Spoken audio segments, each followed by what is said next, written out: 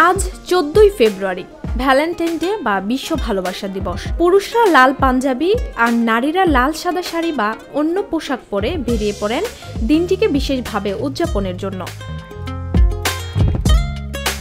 বছর জুড়ে ভালোবাসা চললেও দিনটি যেন একটু বেশি করে ভালোবাসার।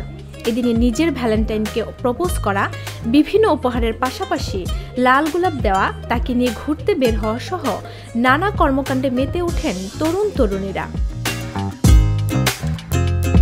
পাশ্চাত্যের দেশগুলোতে ভালোবাসার এই দিবস পালিত হয়ে আসছে বহুকাল আগে থেকে।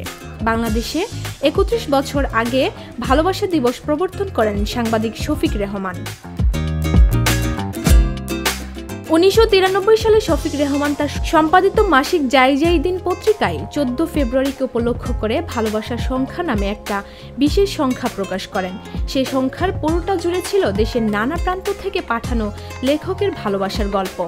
তখনও বা কে জানত একদিন বাংলাদেশের তরুণ তরুণীদের মধ্যে ভালোবাসা দিবস রীতিমতো উৎসবের রূপ নেবে। বছরব্যাপী ভালোবাসা বজায় থাকলেও এই দিনে প্রিয়জনরা যেন একটু বেশি করে ভালোবাসতে চান। তরুণ তরুণীরা এই দিনটিকে রাঙায় নানানভাবে। এদিনে ভ্যালেন্টাইনকে প্রপোজ থেকে শুরু করে কার্ড, চকলেট, লাল গোলাপ ছাড়াও বাহারি উপহার দেওয়ার প্রবণতা দেখা যায়। এসবের পাশাপাশি প্রিয় মানুষকে নিয়ে ঘুরতে যাওয়া সহ নানান রকম আনন্দের দিনটিকে পার করেন তরুণ তরুণীরা। বর্তমান সময়ে এই দিবসের কদর আকাশচুম্বী। দিবসটি উপলক্ষে পার্ক ও বিনোদন কেন্দ্রগুলোতে ব্যাপক জনসমাগম পরিলক্ষিত হয়। দিবসটি উপলক্ষে সারা বিশ্বের কোটি কোটি মানুষের শুভেচ্ছা বিনিময় হয়। ডেস্ক রিপোর্ট, ভোরের পাতা।